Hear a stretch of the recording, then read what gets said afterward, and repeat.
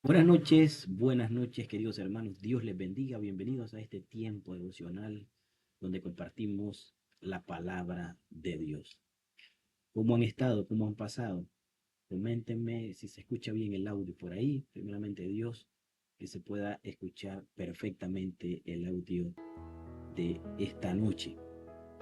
Bienvenidos una vez más, queridos hermanos. Bueno, hemos tenido unos días un poco soleados, ¿verdad? Pero el día de hoy nos tocó un poco más nublado, incluso lloviznando por la tarde, pero Dios es bueno, Dios es misericordioso hasta este momento. El Señor ha estado con nosotros guardándonos, fortaleciéndonos, guiándonos y ayudándonos. Voy a invocar el nombre del Señor juntamente con ustedes, pidiéndoles que me acompañen en oración para iniciar este tiempo de reflexión. Amado Padre, venimos delante de tu presencia, dándote toda gloria, todo honor, toda alabanza, toda oración y exaltación, Señor. Nos ponemos delante de ti, Señor, reconociendo primeramente nuestra vulnerabilidad, nuestra fragilidad, Señor. Reconociendo, Señor, que solo tú eres grande y que nos acercamos a ti por los méritos de Cristo, nuestro Señor. Gracias por la oportunidad que nos das para poder reflexionar, para poder pensar, Señor, para poder acudir a tu palabra en este día, Señor, y poder meditar en ella para alimentar nuestra alma, nuestro espíritu y todo nuestro ser con tu palabra, Señor. Bendice cada vida, Señor, los hermanos que estarán conectados en este día, los que van a ver por diferido también.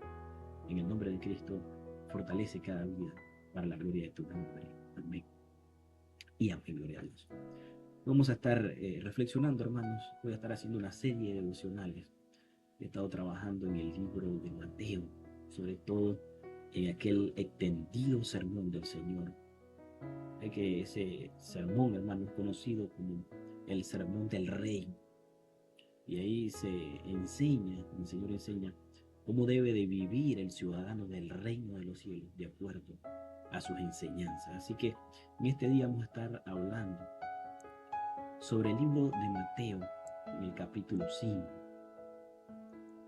el sermón del monte y las bienaventuranzas. Vamos a estar reflexionando un poco en estos primeros 12 versículos hoy, ¿verdad? Del libro de Mateo, del capítulo 5, del 1 en adelante. Dice: viendo a la multitud, subió al monte y sentándose vinieron a él sus discípulos. Y abriendo su boca les enseñaba diciendo: bienaventurados los pobres en espíritu, porque de ellos es el reino de los cielos. Bienaventurados los que lloran, porque ellos recibirán consolación. Bienaventurados los mansos, porque ellos recibirán la tierra por heredad. Bienaventurados los que tienen hambre y sed de justicia, porque ellos serán saciados. Bienaventurados los misericordiosos, porque ellos alcanzarán misericordia. Bienaventurados los de limpio corazón, porque ellos verán a Dios. Bienaventurados los pacificadores, porque ellos serán llamados hijos de Dios. Bienaventurados los que padecen persecución por causa de la justicia, porque de ellos es el reino de los cielos. Bienaventurados sois cuando por mi causa os vituperen y os persigan, y digan toda clase de mal contra vosotros, mintiendo. Gozaos y alegraos, porque vuestro galardón es grande en los cielos, porque así persiguieron a los profetas que fueron antes de vosotros. Amén. Muy bien, hermanos.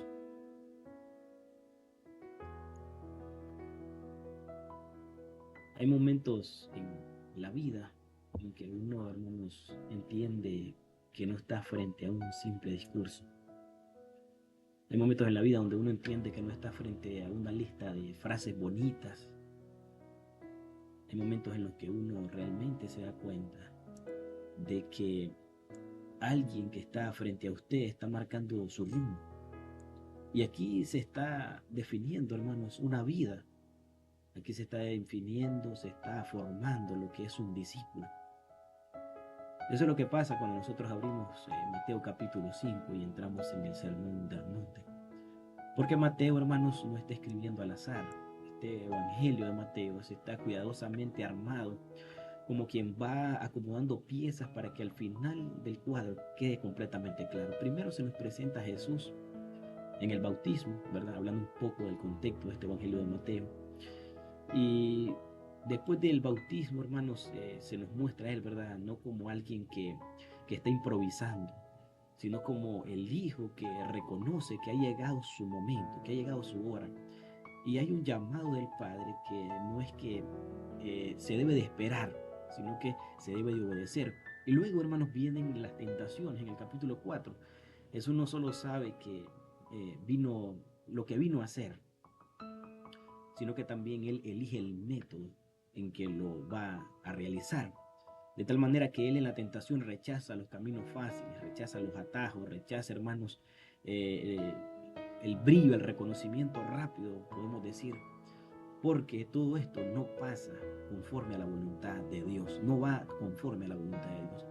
Y después, hermanos, de eso, como todo líder verdadero, Jesús hace algo que muchos hoy saltan, elige a sus hombres, ¿verdad? Elige a sus discípulos, Él llama a los discípulos, los toma cerca, los forma, porque una misión grande, hermanos, siempre está involucrada la formación de esos personajes, ¿verdad? Ellos parecen ser seguidores que están confundidos. Muchas veces se produce, se ve entusiasmo en ellos, a veces se ve desánimo en ellos, a veces se ven sin dirección. Pero hermanos, cuando el Señor los toma a ellos, hermanos, y comienza a formarlos, entonces es ahí donde nosotros comenzamos a llegar a una de las primeras enseñanzas. Por eso es tan importante este sermón. Por eso es tan importante que reflexionemos en todo este pasaje, desde el capítulo 5 hasta el capítulo 7, que vamos a estar pasando algunas varias semanas en este pasaje bíblico. Pues cuando llegamos al Sermón del Monte, hermanos, es así como si Mateo dijera: ahora sí, escuchen bien, aquí está el corazón de lo que Dios quiere decirnos a nosotros. Y de hecho, si ustedes pueden notar ahí en la pantalla que estoy compartiendo, se nos muestra que Lucas también lo es aún más evidente, porque después de la elección formal de los 12, aparece inmediatamente esta enseñanza también. Por eso algunos lo llaman el sermón de ordenación, como cuando un joven pastor recibe su cargo y se le dice: esta es tu tarea. Ese es el mensaje, hermano, esa es la manera de servir. Entonces Jesús hace eso con sus discípulos, con los suyos, y les entrega, pudiéramos decir nosotros, el ADN, el centro, el corazón del reino de Dios. Pero aquí, hermanos, viene algo que a veces no vemos. Cuando decimos sermón del monte, solo debemos imaginar una sola predicación de un solo día. Y sí, pudo haber sido un momento específico, pero hay razones más sólidas para pensar que fue más que eso. Podríamos pensar que es el resumen de todo lo que Jesús enseñó a su círculo íntimo. Porque si somos sinceros, hermanos, si alguien oyera por primera vez un sermón completo, como nosotros lo vemos o lo leemos ahí en Mateo, en una sola sentada, quedaría prácticamente agotado mucho antes de terminar. Hay demasiado material, hay demasiada información, hay demasiada luz, hermanos. Y una cosa es leerlo despacio, meditarlo, rumiarlo, masticarlo y volver atrás para volver a repasarlo. Y otra cosa es recibir todo ese sermón de golpe y de una sola vez. Entonces, eh, podemos ver incluso en la lectura natural que a veces hay secciones que parecen entrar sin aviso, como piezas que encajan más como una compilación que como el discurso lineal. Pero esto es un comentario que yo encontré, hermanos, en uno de los comentarios de William Barclay, y lo quise añadir, ¿sí?, al contexto de este sermón del monte. Entonces, tanto Mateo y Lucas, hermanos, tienen versiones, perdón, del Sermón del Monte. Lucas la distribuye muchas de esas enseñanzas en distintos momentos del ministerio del Señor. Y lo que en Mateo lo hace todo junto, todo juntito, en un solo, ¿verdad? Entonces, en Lucas aparece separado por capítulos, ¿sí? De capítulos a capítulos. Y eso se sugiere que en Mateo, hermano, agrupa, ¿sí?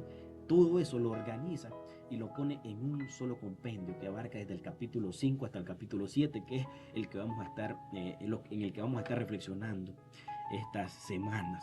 Así que ese sermón, hermanos, es, pudiéramos decir nosotros, un concentrado, es una destilación, es la esencia repetida de lo que Jesús solía enseñar a sus discípulos. Y esto se confirma, hermanos, cuando el texto dice que viendo las multitudes, Jesús subió al monte y se sentó, ¿verdad? Y sentándose, vinieron a él sus discípulos y abriendo su boca les enseñaba. Entonces aquí hay por lo menos tres detalles que son de oro, hermanos. El primero, que Jesús se sienta, nos dice el pasaje, ¿verdad? En el mundo judío, hermanos, el rabino, el maestro, se sentaba cuando él iba a enseñar, ¿sí? Cuando él iba a enseñar de manera oficial, esto no era una charla casual, era una introducción con autoridad. Y Jesús no estaba opinando, hermano, Jesús estaba estableciendo el reino del Señor, ¿verdad? El reino de Dios. Así que eso de que Jesús se sienta no es un detalle menor en la Escritura. Y el segundo dice que abriendo su boca, dice hermano, les enseñaba. Esa frase tampoco es de adorno, es una forma solemne, como quien dice, te voy a hablar en serio. Pero, hermanos, también es una referencia de intimidad, como quien abre su corazón, con quien deja salir lo que, ¿verdad? Lo que lleva adentro, sin barreras entre el maestro y el alumno, entre el maestro y el discípulo. Así que aquí Jesús, hermano, no solamente estaba enseñando los mandamientos, sino que le está también mostrándolo. Por eso pudiéramos decir nosotros, como lo dice Barclay también, ¿verdad? Cuando Jesús se sienta cerca y te habla al corazón, y te habla cerca, ahí al corazón. Así que esos detalles son importantes. Y el tercero, hermano, es el tiempo verbal que surge la repetición.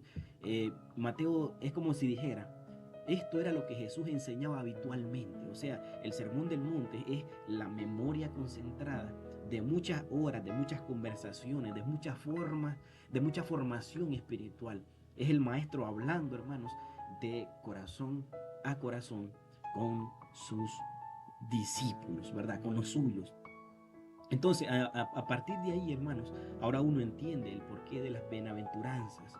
¿Por qué las bienaventuranzas son tan importantes y dejan de ser las frases de un cuadro que podemos colgar allá en la pared para que sea un adorno y se convierten, hermano, en la entrada al reino de Dios? Porque Jesús empieza con algo, hermanos, que rompe la lógica del mundo. Él dice, bienaventurados los pobres en espíritus, perdón, los pobres en espíritu, no en plural, ¿verdad? Los pobres en espíritu, porque de ellos es el reino de los cielos. Uno esperaría que Jesús estuviera diciendo, bienaventurados los fuertes, bienaventurados los exitosos, bienaventurados los que tienen influencia, los que siempre ganan. Pero Jesús, hermano, abre la puerta del reino con una palabra que humilla el orgullo, que levanta más bien al quebrantado. Y así que es importante esto entender, hermano, porque en el original no es una simple declaración fría, es una exclamación. Oh, qué dicha, qué dichoso. ¿Quién? El que es quebrantado. Hermano, esto no es una esperanza lejana. Es como si Jesús dijera, mira lo que es permanecer. Mira lo que es pertenecerme a mí. Mira la bendición que ya tienes cuando estás en el reino de Dios. Por eso la palabra bienaventurado, hermanos, no es la aventura, ¿verdad? Frágil del mundo.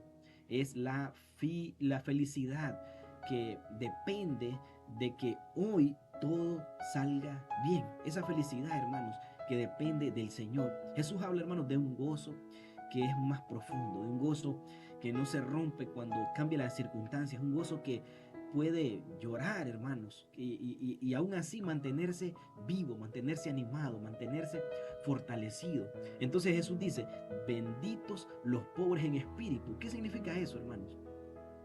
¿Qué significa eso? Aquí el texto, hermanos, hace una distinción clave y no se trata del pobre que simplemente tiene poco, sino que es una palabra que apunta a la indigencia total, ¿sí? A la indigencia total. El que no tiene nada, el que está de rodillas, el que no puede sostenerse por sí mismo.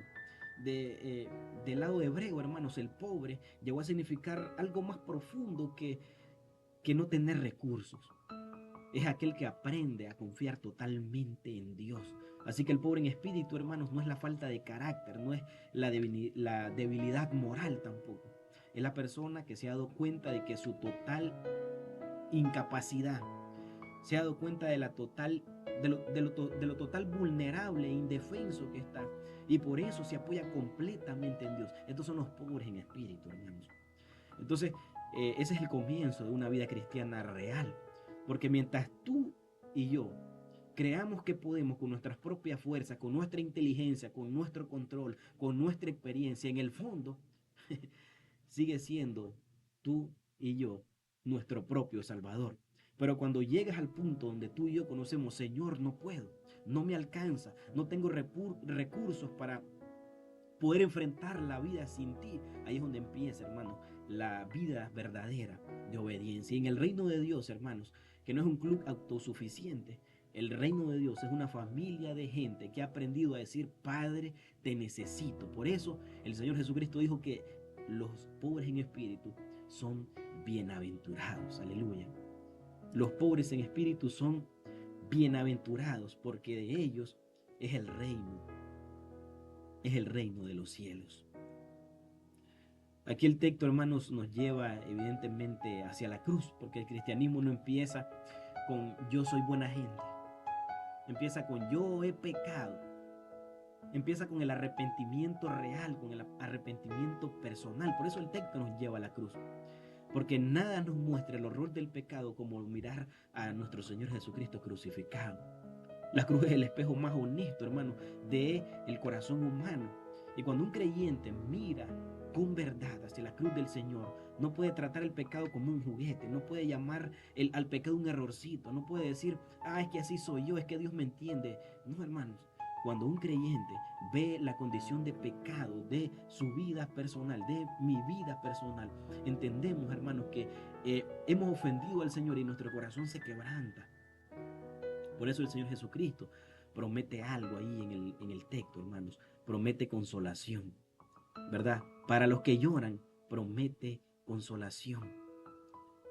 Llorar, hermanos, no es una lágrima sentimental en este texto. Es una frase que alude al dolor real, al llanto, hermanos, incontenible, al dolor que no se puede esconder. Por eso esta bienaventuranza se puede entender de varias maneras, pero el centro aquí, hermanos, es el corazón que se quebranta delante de Dios. Qué precioso, hermanos. Qué precioso. Luego Jesús sigue diciendo, hermanos, ¿verdad? Bienaventurados los mansos, dice en el versículo 4 ahí. Bienaventurados los mansos. Aquí la necesidad, hermanos, que nosotros tenemos de entender este pasaje o esta expresión, es que esta palabra debe de limpiarse un poco. ¿Por qué? Porque hoy una persona mansa, en el contexto nuestro, suena como una persona débil, como una persona sumisa, como una persona incapaz. Pero en el mundo bíblico, en el contexto griego, ¿verdad? Era una verdad enorme que tiene mucha fuerza. Una persona mansa era una persona que tiene dominio propio, que está bajo control. Y digamos, hermanos, que la persona que se indigna de una manera incorrecta, así volátil, hermanos, no es una persona mansa, es lo contrario de eso, ¿verdad? Así que una persona que sabe indignarse por una causa correcta, en el momento correcto, sin vivir esclavo del ego, hermanos, y todavía más como el animal domesticado que responde a la rienda, es la imagen de una vida que ha aprendido a vivir bajo el control, bajo la sumisión del Espíritu de Dios. Por eso, hermanos, tenemos que ser honestos. El gran problema no es que no tengamos pasiones, porque todos nosotros tenemos pasiones, ¿verdad? El problema es que las pasiones no, no nos dominen a nosotros. Así que el gran problema, hermanos, no es que tengamos carácter, ¿verdad? El problema es que muchas veces no sabemos cómo someter ese carácter a Cristo. Por eso la mansedumbre bíblica no es, hermanos, cobardía. La mansedumbre bíblica es poder rendir todo a los pies de nuestro Señor Jesucristo. Entonces, esa autoridad sometida, hermanos, es lo que nosotros estamos hablando de aquellos que son mansos. Eso es lo que habla la Escritura, perdón, de aquellos que son mansos. ¿Y qué dice de los mansos? De los mansos dice, porque ellos recibirán la tierra por heredad. Ellos recibirán la tierra por heredad. Luego la otra bienaventuranza dice, bienaventurados los que tienen hambre y sed de justicia. Y aquí otra vez Jesús, hermanos, no está hablando de un antojo, ¿verdad? Hambre y sed. Un antojo espiritual. No está diciendo eso, hermano. Él no está diciendo benditos los que de vez en cuando quieren mejorar un poquito. No, hermanos. En el mundo antiguo el hambre era un hambre real, hermanos. La sed podía ser cosa de vida o muerte. Por eso Jesús está diciendo, ¿quieres la integridad con esa intensidad? Eso es lo que está diciendo el Señor. Y esto nos confronta mucho a nosotros el día de hoy, hermanos, porque muchos Quieren a Cristo, pero siempre y cuando no les cueste demasiado. Muchos quieren santidad, pero no tanta. Muchos quieren la justicia de Dios, pero cuando esa justicia tiene que tocar el hábito, tiene que tocar el orgullo, tiene que tocar la manera de hablar, tiene que tocar la manera de tratar con la familia, la manera, hermanos, incluso en que se manejan los recursos que Dios ha puesto en nuestras manos, la manera en que nosotros vemos en secreto, comentamos en secreto. Ahí es donde Jesús dice, bienaventurado el que anhela la integridad total, bienaventurados los que tienen hambre y sed de justicia. Y cuando ese creyente, hermanos, falle, y aun cuando tropiece, y aun si su deseo es real, si su hambre es verdadera, hay una promesa, dice que será saciado. Dios lo bendice. La perfección, hermanos, digamos, hermanos, que Dios no bendice la perfección fingida. Eso es lo que quiero decir. Dios no bendice aquella perfección que es fingida, que es una careta, que es una máscara. Dios honra, hermanos, el deseo rendido, el deseo perseverante. Y por eso siguen las bienaventuranzas, en el versículo 7. En el versículo 7 el Señor dice, bienaventurados los misericordiosos, porque ellos alcanzarán misericordia. Bienaventurados los misericordiosos. Hermanos, no los que sienten lástima, ¿sí?, desde lejos, son los que se meten, los que se ponen, como decimos comúnmente, en el lugar de otros. Hoy estoy viendo que la cámara se apagó, no sé por qué se apagó la cámara. ¿Qué está pasando? Un momento.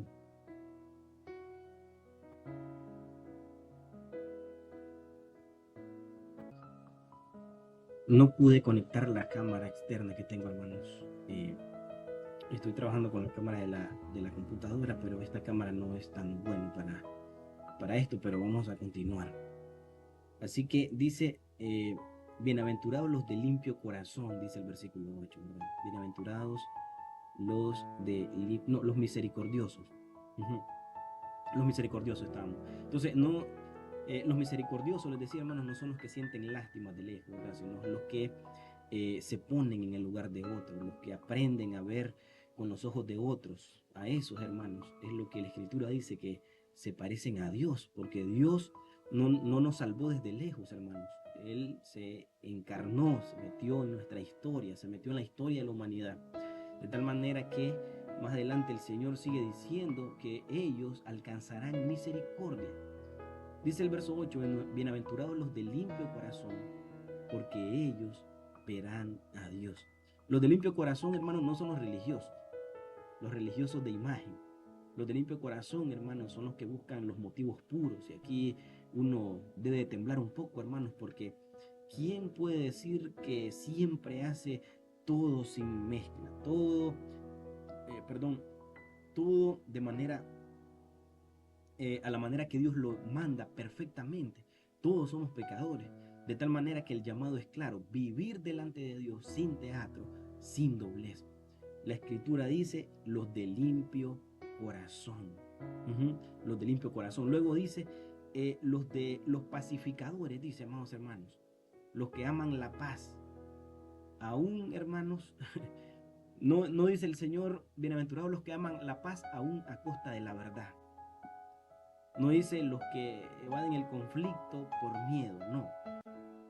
Los que trabajan, hermanos, para restaurar las relaciones, los que hacen puentes, los que buscan la reconciliación real. Y Jesús dice, hermanos, que ellos serán hijos de Dios. ¿Por qué? Porque hacen la obra de Dios. Dios, hermanos, es el Dios de la paz. Jesucristo es el príncipe de la paz. Y finalmente la Escritura habla de los perseguidores, ¿sí? Y dice, bienaventurados los que padecen persecución por causa de la justicia, porque ellos es el reino de los cielos. Los perseguidos, hermanos. Jesús es totalmente transparente. Él no vende el evangelio, hermanos, de una manera cómoda como se hace hoy en día. ¿Sí? Él dice, si me sigues, te va a costar.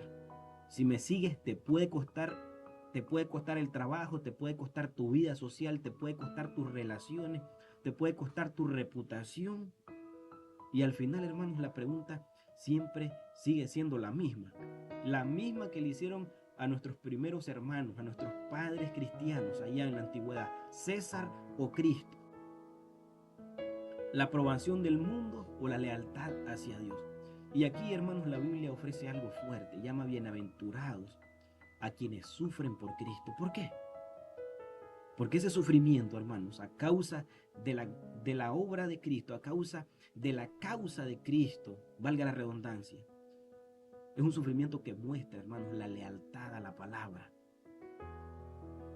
Es un sufrimiento que te une, hermanos, que nos une en línea con los profetas del Antiguo Testamento que dieron su vida por la causa de Cristo. Te une a la causa de los apóstoles. Porque te pone, hermanos, en ese drama de la eternidad. Porque Cristo, hermanos, se acerca como nunca a aquel que sufre por su nombre. Y aquí déjeme aterrizar, hermano, todo esto para nosotros el día de hoy. El Sermón del Monte, hermanos, no es un texto para que nosotros podamos admirarlo desde lejos y, como lo dije anteriormente, para que podamos tener un cuadrito muy bonito del sermón, ¿verdad? Del monte, de las bienaventuranzas en una pared de nuestra casa. Esta es la voz del Señor, hermanos, sentándose a la orilla suyo, a la orilla mío, abriendo su boca y diciendo: así es que vive el ciudadano del reino de los cielos. Y eso nos confronta mucho, hermanos, porque hoy mucha gente quiere vivir un cristianismo sin negación, un cristianismo sin cruz, un cristianismo, hermano, donde haya gracia de Dios, ¿verdad? Que es el don de Dios, es el regalo de Dios, pero sin arrepentimiento. Un reino, queremos vivir en el reino, pero donde el rey no gobierne. Queremos muchas veces las bendiciones del Señor sin obediencia. Queremos muchas veces ser iglesia del Señor, pero sin santidad. Y por eso el Sermón del Monte, hermanos, no nos deja vivir de una manera cómoda ni cobarde, hermanos. Nos llama, te llama a ti, me llama a mí, nos sacude. Y al mismo tiempo, hermanos, nos muestra esa realidad. Al mismo tiempo que nos muestra esa realidad, nos llama y nos llena de esperanza, porque nos muestra que la vida cristiana, hermanos, no es una vida triste, no es una vida tenebrosa.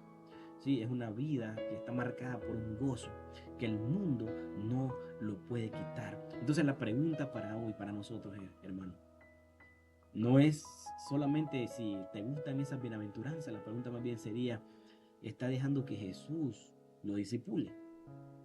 ¿Estamos dejando que sea Jesús que nos enseñe a nosotros por medio de su palabra lo que Él les enseñó a los suyos allá en aquella montaña? Por eso las palabras fueron dadas a sus discípulos, hermanos, no para satisfacer las curiosidades de ellos, hermanos, sino para que ellos pudieran aprender de su Señor.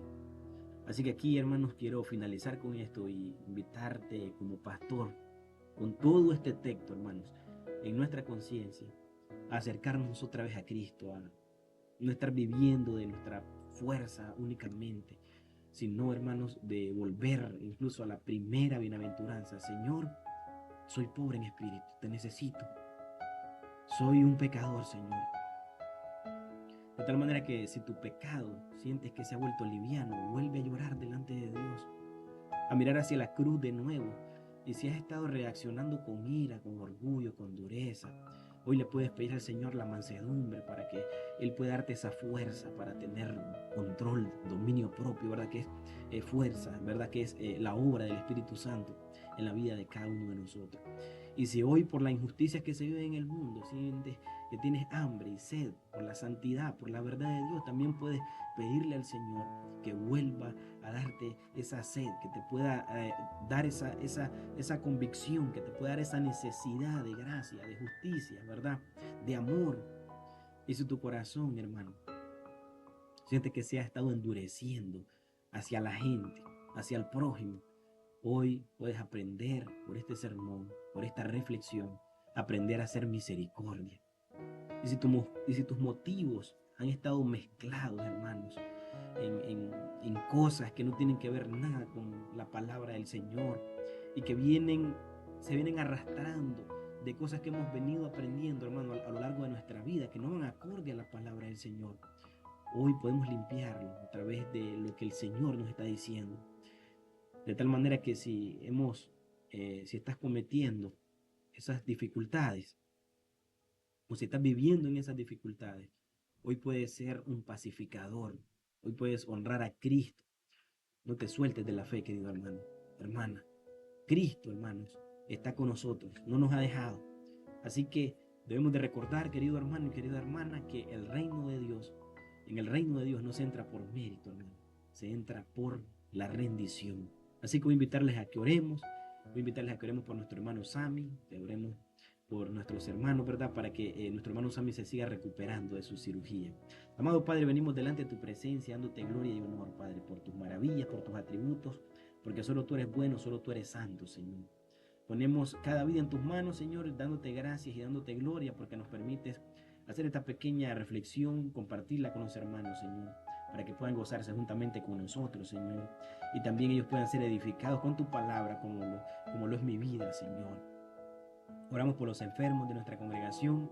Gracias porque tú has restaurado la salud de muchos hermanos, Señor, que han estado pasando enfermedades como gripe, como dolores de cabeza, calentura, Señor, malestares en el cuerpo, Señor. Hoy te pedimos, Señor, por la recuperación de Sammy, Señor, que tuvo que ser trasladado el día de ayer hacia el hospital de urgencia, Señor, porque se le desató un sangrado, pero bendito seas tú, Señor, que el hermanito Sammy, a pesar de que pasó toda la noche en el hospital con sus padres, Señor, hoy está en casa ya, Padre Santo, recuperándose, y le pedimos, Señor, que siga restaurando su salud, Padre Santo. Gracias por la familia de la fe, por los hermanos que han estado pendientes de Sammy, de su familia, Señor. Bendice cada vida, Señor. Gracias, mi Dios amado, por tu amor y por tu gran misericordia. Bendícenos en esta noche, Señor, que podamos descansar y si es tu voluntad, darnos la vida el día de mañana, poder retornar a nuestras labores cotidianas, Señor, dándote toda gloria y todo honor, en nombre de Cristo Jesús, nuestro Señor. Amén, amén y amén, gloria a Dios. Dios les bendiga, queridos hermanos.